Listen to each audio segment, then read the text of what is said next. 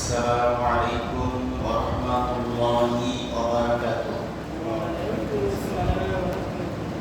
أعوذ بالله من الشيطان الرجيم. بسم الله الرحمن الرحيم. والذين كفروا وكذبوا بآياتنا أولئك أصحاب النار هم فيها خالدون.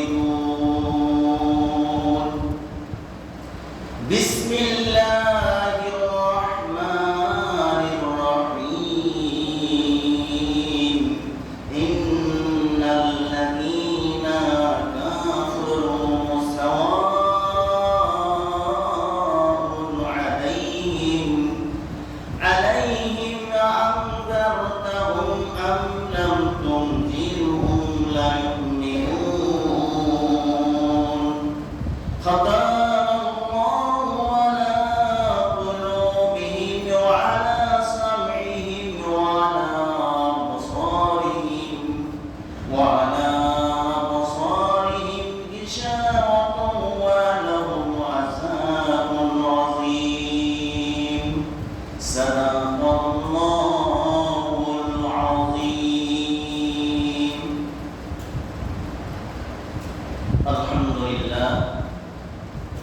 الحمد لله رب العالمين. والصلاة والسلام على رسوله الكريم.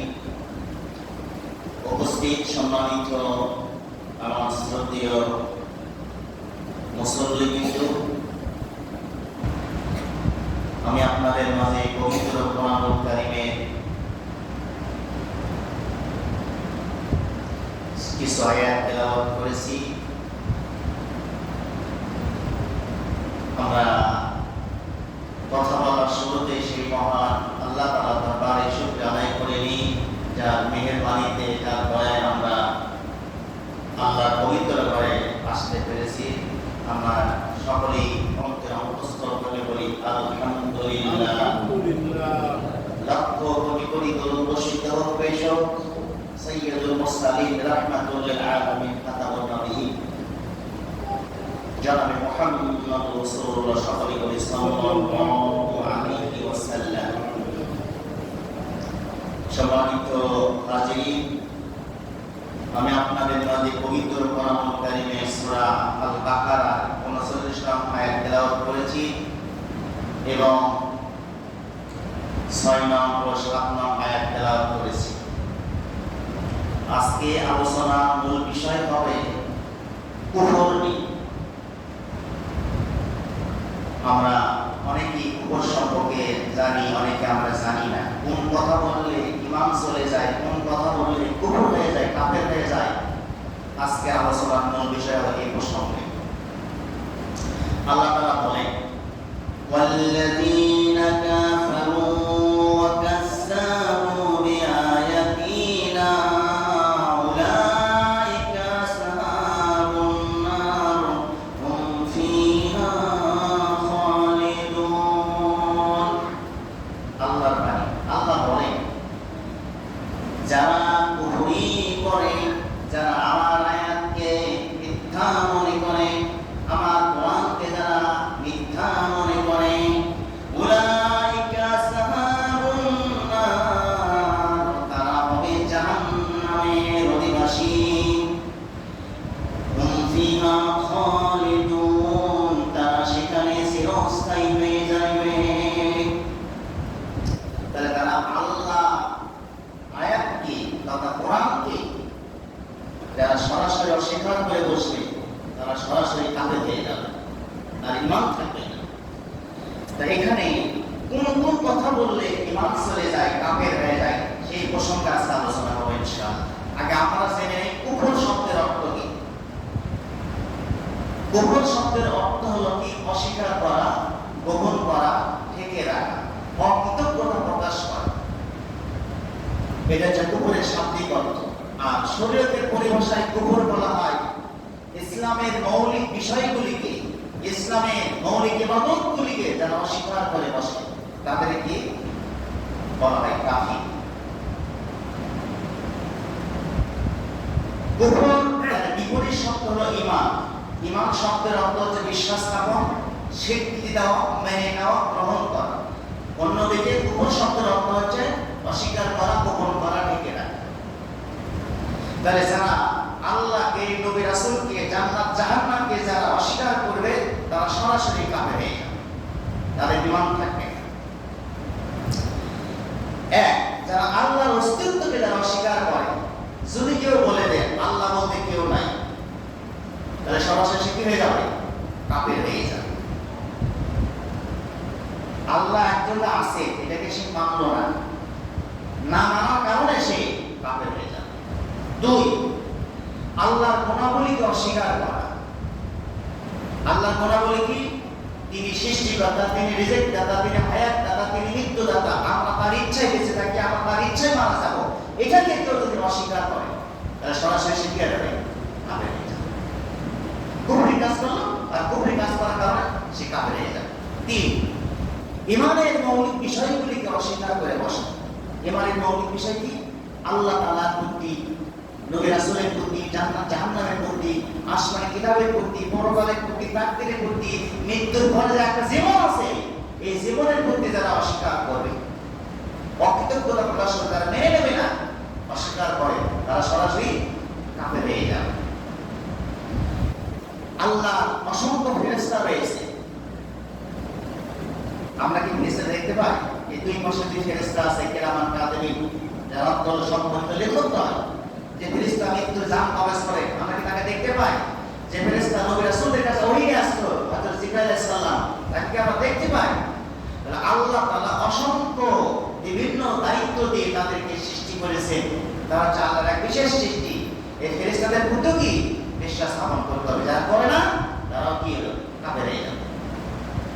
এরপর ইসলামের মৌলিক ইবাদতগুলিকে যারা অস্বীকার করে, যেমন সালাত পড়া, আদায় করা, রমজান মাসে রোজা রাখা, হজ করার সময় তাহলে হজ করা, যাকাত দেওয়ার সময় থাকলে যাকাত দেওয়া, এগুলি যদি অস্বীকার করে না, এগুলো কিচ্ছু করা লাগবে না। নামাজ পড়া লাগবে না, যাকাত দেওয়া লাগবে না, রোজা করা লাগবে না, হজ করা লাগবে না। অস্বীকার করলো সরাসরি সে কাফের হয়ে যাবে। এরপর হারামকে যা হালাল মনে করবে, হারাম যে জিনিসটা হারাম ওটাকে কেউ হালাল মনে করে, তাহলে তার ঈমান চলে যাবে, সেও কিন্তু সরাসরি কাফের হয়ে যাবে। যেমন সুদ খাওয়া হারাম, ঘুষ খাওয়া হারাম, মদ খাওয়া হারাম, জুয়া খেলা হারাম। এখন এই হারামকে যদি কেউ হালাল মনে করে, বৈধ মনে করে, তাহলে কিন্তু তার ঈমান চলে যাবে। আমরা মানুষ জেনে শুনে অনেক সময় অনেক কথা ভুল করে ফেলে, জানি না যে আমার ঈমান চলে যাচ্ছে। এই ক্ষেত্রে আমাদের কি করতে হবে? জেনে শুনে কথা বলতে হবে, দেখে চিন্তে কথা বলতে হবে। কোন কথায় আমার ঈমান চলে যায়, কোন কথায় আমার ঈমান ঠিক থাকে, এগুলো আমরা অনেকেই বুঝি না। এরপর ইচ্ছাকৃতভাবে কাফিরদের রীতিনীতি গ্রহণ করলে, তাদের ধর্মীয় চিহ্ন ব্যবহার করলে, অর্থাৎ মুসলমান ছাড়া অন্য ধর্মের রীতিনীতি যদি কেউ মেনে নেয়, পালন করে, সেও কিন্তু কাফের হয়ে যাবে। যেমন কি অন্য ধর্মের মধ্যে কেউ কাঠের মালা পরে, পরে না, মাথায় টিকলি রাখে, ধুতি পরে, পরে কিনা, এগুলো হচ্ছে কি অন্য ধর্মের। আপনি মুসলমান ঘরের সন্তান, আপনি এগুলা করতে পারবেন না। যদি এটাকে মেনে নেন তাহলে আপনার ঈমান কিন্তু চলে যাবে। এরপর ইসলামে কোন গুরুত্ব বিষয় নিয়ে ঠাট্টা করা, উপহাস করা, যেমন মহানবী সাল্লাল্লাহু আলাইহি ওয়াসাল্লামকে উপহাস করা, ঠাট্টা করা, কোরআনকে উপহাস করা, ঠাট্টা করা। এরপর কি আল্লাহর মূল বাসক নিয়ে ঠাট্টা করা ইত্যাদি, এগুলোকে যে করবে, ঠাট্টা করবে, সে কিন্তু কাফের হয়ে যাবে। অনেকেই মুসলমানে যারা দাড়ি রাখে, দাড়িকে ঠাট্টা মনে করে, অনেকে বলে বকরি দাড়ির সাথে তুলনা করে, নাউজুবিল্লাহ, করে কিনা? হিজাব করছে নারীরা আল্লাহর ভয়ে, জাহান্নামের ভয়ে, আল্লাহর হুকুম পালন করতেছে, অনেকে তাদেরকে বিভিন্নভাবে উপহাস করে। ভূত যাচ্ছে, পেতনি যাচ্ছে, বোরকার মধ্যে শয়তানি, টুপির মধ্যে শয়তানি, এটা বলে কিনা? অথচ এই যে ইসলামের বিষয়গুলিকে ঠাট্টা করলো, উপহাস করলো, তার ঈমান চলে যাবে। আমরা মুসলমান ঘরের সমাজে এগুলো কি করে থাকি। এরপর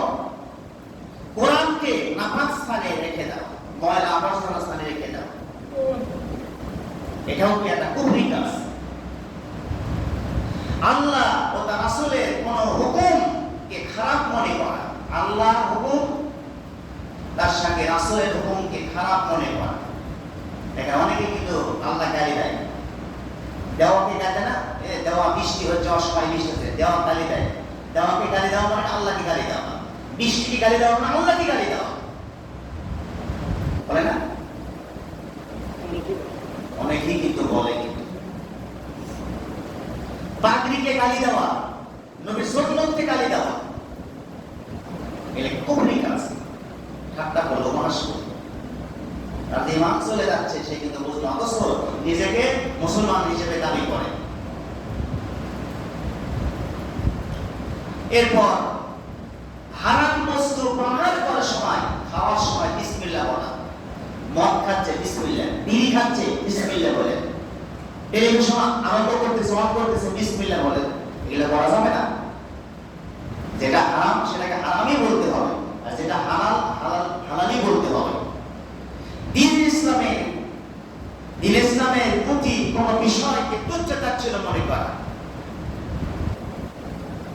হক্কানি আলেমদের বিরুদ্ধে সমালোচনা করা, যারা আল্লাহওয়ালা লোক, রাসূল প্রেমিক লোক, ইসলাম প্রেমিক লোক, তাদেরকে নিয়ে সমালোচনা করা, এটাও কি এক ধরনের কুফরি কাজ। আল্লাহ ও রাসূল সাল্লাল্লাহু আলাইহি ওয়াসাল্লামের অবমাননা করা, অর্থাৎ আল্লাহ ও নবী রাসূলকে গালি দেওয়া। কিছুদিন আগে আপনারা দেখছেন আসাদ নামে একটা ছেলে নবীকে গালি দিল, শুনছেন তো? এগুলো কথা নবীকে গালি দিয়েছে। এর আগে তাসলিমা নাসরিন নামে একটা মহিলা, তিনি নবীকে গালি দিয়েছেন, আল্লাহকে গালি দিয়েছিল। তাহলে যারা এগুলো করবে তার ইমান থাকবে? সে কি নিজেকে মুসলমান বলে পরিচয় দিতে পারবে? কখনো নয়, কখনো নয়। এরপর যে জাদুর মধ্যে ইমানের পরিপন্থী কুফর আছে, জাদু করতেছে, আল্লাহ নিয়ে, আল্লাহকে নিয়ে, রাসূলকে নিয়ে শিরক কাজ করতেছে, এটাও কি এক ধরনের কুফরি কাজ। আবার অনেকে বলে জনগণ সকল ক্ষমতার উৎস, বলে না? জনগণের সকল ক্ষমতার উৎস, নাউজুবিল্লাহ, এটাও এক ধরনের কুফরি কথা। জনগণকে সকল ক্ষমতার উৎস হতে পারে? কখনো নয়।